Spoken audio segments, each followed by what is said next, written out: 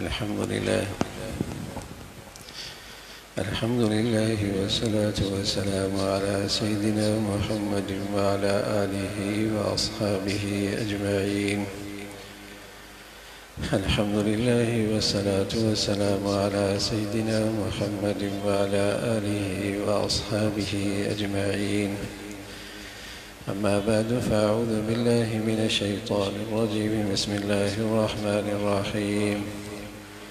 ومن الناس من يعبد الله على حرف فإن أصابه خير اطمأن به وإن أصابته فتنة انقلب على وجهه خسر الدنيا والآخرة. وقال الله تعالى: ومن الناس من يشتري نفسه ابتغاء مرضات الله ومن الناس من يشتري نفسه ابتغاء مرضات الله. وقال الله تعالى: من المؤمنين رجال صدقوا ما عاهدوا الله عليه فمنهم من قضى نحبه ومنهم من ينتظر. من المؤمنين رجال صدقوا ما عاهدوا الله عليه فمنهم من قضى نحبه ومنهم من ينتظر وما بدلوا تبديلا. صدق الله العظيم. اللهم صل على سيدنا محمد وعلى آل سيدنا محمد وبارك وسلم. اللهم صل على سيدنا محمد النبي الأمي وعلى آله وأصحابه وسلم. میرے معزز مسلمان بزرگوں، عزیز بھائیوں، امت اسلامیہ، امت مسلمہ قرآن کے آئینے میں دو مختلف حصوں میں نظر آتی ہے. قرآن کے آئینے میں، قرآن کے تصویر میں دو مختلف کناروں پہ نظر آتی ہے. امت کا ایک بڑا طبقہ، اس کی تصویر بھی ہے وَمِنَ النَّاسِ مَن يَعْبُدُ اللَّهَ عَلَى حَرْفٍ، جو اللہ کی بندگی کرتے ہیں اسلام اور جاہلیت کے بالکل کنارے پہ. اسلام اور جاہلیت کے درمیان ایک لکیر کھینچی ہے اور یہ اسلام کے کنارے پہ کھڑے ہیں. کفر اور ایمان درمیان میں لکیر کھینچی ہے. یہ ایمان کے کنارے پہ کھڑے ہیں کہ جاہلیت کی طرف آنے میں، کفر کی طرف آنے میں ذرا بھی تاخیر نہ ہو. قرآن نے اس کی ایسی تصویر کھینچی ہے کہ یعبد اللہ علی حرف. حرف کہتے ہیں اوپر، کہ پاؤں انہیں اچھی طرح ان کے جمے ہوئے بھی نہیں، اٹھی ہوئی ہیں، اور ان کی نظریں مفادات پر ہیں. وہ ابن الوقت ہے، ابناء الاسلام نہیں ہیں، مسلمانوں کی اولاد نہیں ہے. وہ وقت اور زمانے پہ ان کی نظر ہے کہ دنیا کے تیور کیا ہیں، زمانہ کیا کہتا ہے، مفادات کیا ہیں. ان کی نظریں مفادات پر ہیں، خدا پرستی پر نہیں ہیں.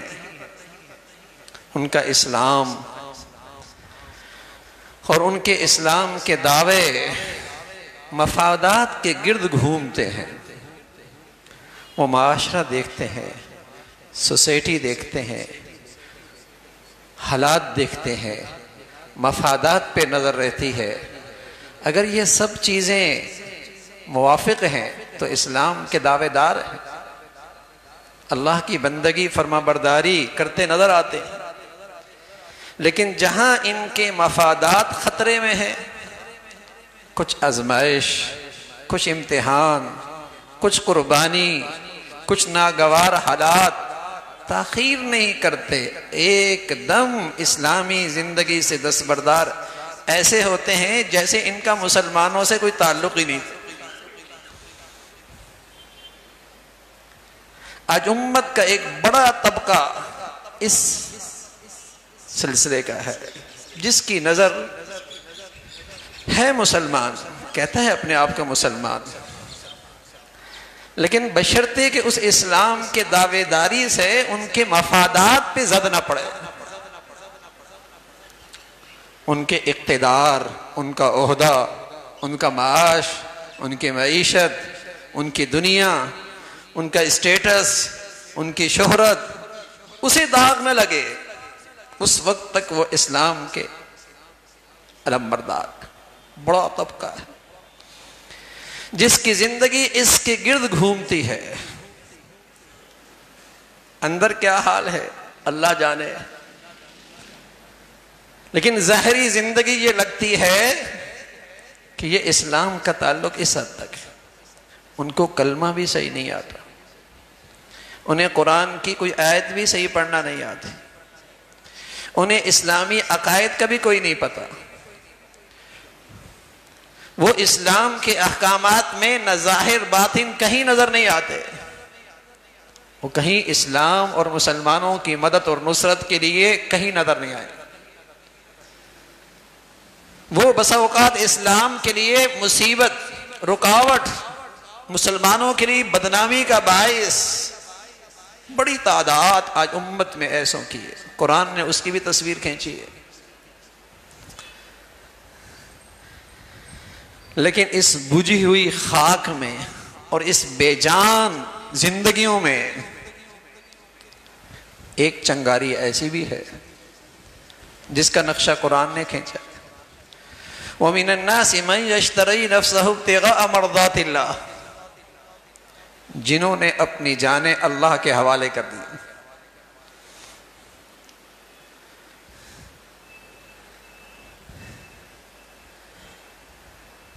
امت کا ایک طرف تو وہ ہے، اور ایک طرف ایسا ایمان، اور غزہ کی ایسا شہر، غزہ کی ایسی بستیاں، اسماعیل ہانیہ رحمت اللہ علیہ کا خاندان، اور وہاں کی مسلمانوں کی عورتیں اور بیویاں اور مائیں اور بہنیں، اس بجھی ہوئی خاک میں ایسی چنگاری بھی موجود ہے، سبحان اللہ، جس نے صحابہ کی قربانیوں کو تازہ کر دیا۔ تقریباً 1.5 مہینہ پہلے شیخ اسماعیل ہانیہ سے ملاقات ہوئی استنبول میں، سبحان اللہ، اطمینان، سکون، حوصلہ، یقین، اعتماد، یقین جانیے بس یہ اندازہ اس کی صحبت میں ہی رہ کے ہو سکتا ہے، جس کے خاندان کے 60 آدمی شہید ہوئے، 3 جوان بیٹے شہید ہوئے، پوتے اور نواسیاں شہید ہوئیں، اور سبحان اللہ بیٹا کہتا ہے جو زندہ ہے، میرے ابا اللہ کے راستے میں قبول ہو گئے، میں تو اللہ کا شکر ادا کرتا ہوں۔ بیٹی کہتی ہے میرے ابا نے جس راستے کا انتخاب کیا تھا تو آرزو ہی شہادت کی تھی، خولا، بیٹی کا نام خولا ہے، آرزو ہی شہادت کی تھی۔ بیوی کہتی ہے ساری زندگی چہرہ دیکھ کر، ساری زندگی آپ سے عزم سیکھا، صبر سیکھا، اللہ سے امید رکھتی ہوں دنیا میں تو میرا معاون رہا، آخرت میں بھی تو میرا معاون رہے گا۔ نہ جزا، نہ فضا، نہ چیخنا، نہ چلانا، نہ بے صبری۔ آج اس امت میں ایسے شہر بھی موجود ہیں جو ہزاروں شہادتیں، لاکھوں زخمی، زمین کی لڑائی،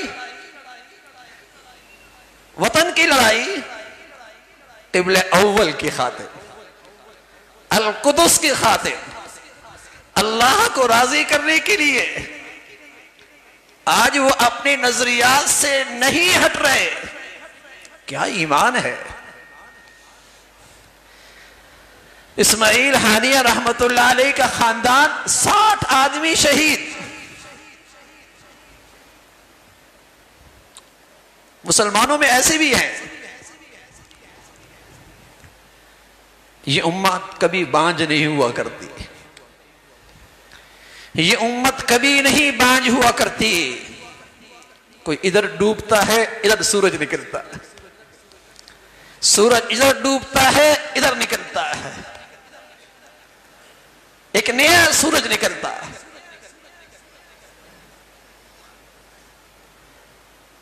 لیکن یہ شہادتیں مسلمانوں کو سبق دیتی ہیں. تمہارا طرز زندگی کیا ہے؟ تم کس صف میں کھڑے ہو؟ تم کس صف میں کھڑے ہو؟ خود غرض، مفاد پرست، دنیا پرست؟ کیا یقین ہے انہیں اللہ کی ذات پہ اور آخرت کی زندگی پہ کہ یہ زندگی کھیل تماشا ہے؟ یہ تو اللہ نے دنیا میں بھیجا ہے اس زندگی کی مزدوری کے لیے.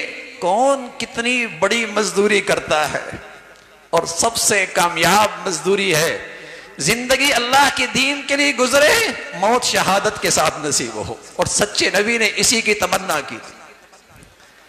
سب سے بڑی مزدوری، سب سے کامیاب زندگی، سب سے کامیاب زندگی، اس کی زندگی کی پونجی ٹھکانے لگ گئی، اس کی زندگی کی مزدوری ٹھکانے لگ گئی کہ زندگی اللہ کے دین کے لیے، اولاد اللہ کے دین پہ قربان ہو جائے، بچے اللہ کے دین پہ قربان ہو جائے، میری زندگی کی صلاحیتیں اللہ کے دین پہ لگ جائیں، اور جب جانے کا وقت ہو تو سب سے بڑی دولت مل جائے شہادت.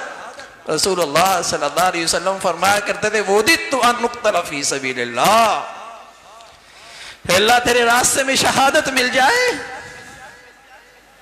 وہ بہت بڑھیا شہادت ہوتی ہے جو سب سے بڑے کافر کے ہاتھ ہو.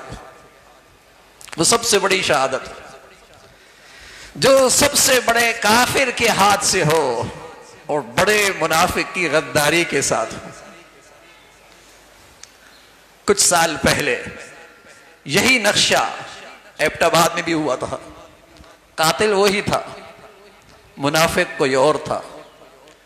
آج بھی ہوا ہے، قاتل وہی ہے، پھر بھی کوئی منافق استعمال ہوا. یہ سارے ایک ہی قبیلے کے لوگ ہیں جو مسلمانوں کے خلاف ہتھیار نہیں اٹھاتے، صرف کفار کے مقابلے میں کھڑے ہوتے، صرف مسلمان کفار کے مقابلے میں کھڑے ہوتے. من المؤمنین رجال صدقوا ما عاہدوا اللہ علیہ. ایمان والے تو ایسے شیر مرد ہوتے ہیں کہ جو اللہ کا عہد کیا ہے اسے پورا کرتے ہیں. فَمِنْهُمْ مَنْ قَضَى نَحْبَهُ وَمِنْهُمْ مَنْ يَنْتَظِرُ. بعض تو اپنی یہ عہد اور اپنی نظر پوری کر دیتے ہیں اور شہادت کے مرتبے فائز ہوتے ہیں، اور بعض شیر مرد ایسے ہیں کہ انتظار میں ہیں کب یہ گھڑی آئے میں بھی اپنی نظر پوری کر دوں. یہ ہے شیر مرد. کیا اللہ کے نبی بھی بات پہ یقین، اعتماد؟ اللہم لا عیش الا عیش الاخرہ. زندگی تو وہ ہے. تو میرے عزیزو، اس امت میں ایسے بستیاں بھی ہیں، ایسی مائیں بھی ہیں جس کا شوہر بھی شہید، جس کا بیٹا نہیں بیٹے بھی شہید، جس کے بیٹے بھی شہید، جو بیوی ہے تو شہید کی، ماں ہے تو شہداء کی، دادی ہے تو شہداء کی، خالہ ہے تو شہیدوں کی، پھپھی ہے تو شہیدوں کی. کیا ماں ہے اس دور میں جہاں شہوت پرستی ہے، حرام پرستی ہے، دنیا پرستی ہے، عہدوں کے پجاری ہیں، اقتدار کے بھوکے ہیں، شہرت اور مال کے پوجا کرنے والی ہیں. اس دور میں بھی مسلمانوں میں ایسی ایمان کی چنگاری موجود ہے. 7 اکتوبر سے پہلے جب میں نے غزہ کی تفصیل پڑھی، 1 سال میں 20,000 بچوں نے وہاں حفظ کیا تھا. ایک سال، اور کل آبادی 22 لاکھ کی تھی، 21-22 لاکھ، مائیں، بیٹیاں، بچے، حافظ.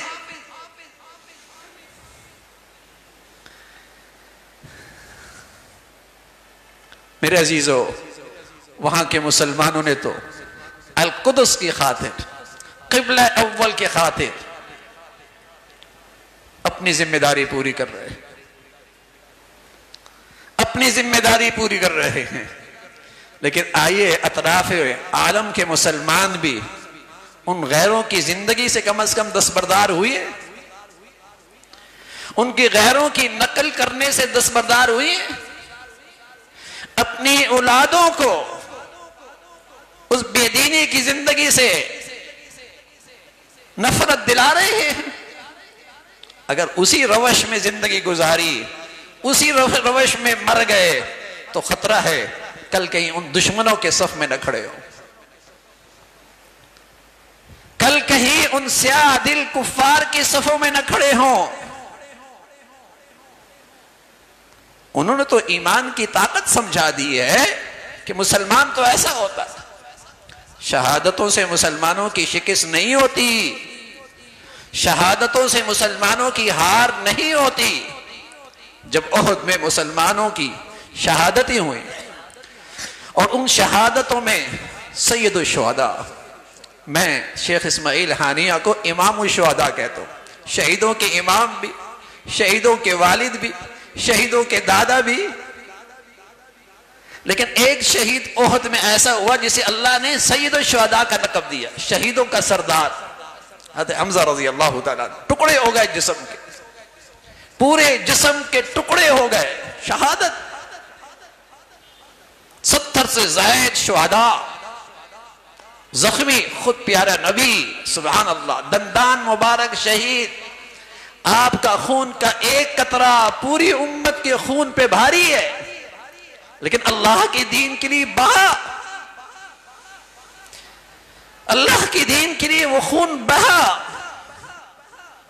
تو جب یہ کیفیت آئی، اللہ کی طرف سے پیغام آیا، لیکن وہ پیغام صرف شہداء کے لیے، اس زمانے کے احد کے مسلمانوں کے لیے نہیں تھا، قیامت تک، قرآن قیامت تک کے لیے ہے، نصیحت ہے، پیغام ہے، تسلی ہے. قرآن قیامت تک کے مسلمانوں کے لیے حوصلہ ہے، تسلی ہے، پیغام ہے. قرآن کے آیتیں آ گئی، وَلَا تَهِنُوا وَلَا تَحْزَنُوا وَأَنْتُمُ الْأَعْلَوْنَ. ہمت نہ ہارنا، غم نہ کرنا، ہمت نہ ہارنا، غم نہ کرنا. وَأَنْتُمُ الْأَعْلَوْنَ، غالب تم ہی رہو گے، ان کنتم مؤمنین، اگر تم ایمان والے. إِن يَمْسَسْكُمْ قَرْحٌ فَقَدْ مَسَّ الْقَوْمَ قَرْحٌ مِثْلُهُ. اگر آج تمہیں تکلیف ہوئی ہے، تمہارے دشمنوں کی بھی تکلیف ہوئی ہے. وَتِلْكَ الْأَيَّامُ نُدَاوِلُهَا بَيْنَ النَّاسِ. میدان جنگ میں یہ چیزیں ہوتی رہتی ہیں، لیکن اللہ ایمان والوں کے ساتھ کیوں کرتا ہے؟ فرمایا اس لیے کرتا ہے کہ اس لیے کہ ایمان والوں کو اللہ شہادت کا مرتبہ دینا چاہتا ہے، شہادت کا مرتبہ دینا چاہتا ہے. تو شہادتوں سے مسلمان نہیں مرا کرتا، مسلمان مرا کرتا ہے، شکست کھایا کرتا ہے، رسوا ہو جا کرتا ہے، ذلیل ہوا کرتا ہے جب وہ دنیا پرست ہوا جا کرتا ہے. شہادتوں سے یہ قوم، اس امت میں زندگی پیدا ہوتی ہے. شہید کی جو موت ہے وہ قوم کی حیات ہے. اگر شہادتوں سے چیزیں شکست ہوتی، ہار ہوتی، تو غزہ اور فلسطین اور القدس اور قبلہ اول کی یہ تاریخ کب سے ختم ہو چکی ہوتی، کب سے ختم ہو چکی ہوتی. شہادتوں کے خون سے تو اس آزادی اور بیت المقدس کی یہ تحریک، اس کو توانائی ملتی ہے. لیکن میرے عزیزو، ہم کہاں کھڑے ہیں؟ ہمارے دلوں کی کیفیت کیا ہے؟ ہماری زندگی کا مقصد کیا ہے؟ ہم اپنی اولادوں کی تربیت کیسی کر رہے ہیں؟ ہم کن کی صفوں میں ہیں؟ یہ سوچنے کی بات ہے. اللہ تعالیٰ ان کی قربانیاں اور شہادتیں امت اسلامیہ میں خوب بیداری پیدا کر دے اور امت میں ایمانی غیرت پیدا فرما دے. اللہ عمل کی توفیق نصیب فرمائے. وآخر دعوانا الحمدللہ رب العالمین.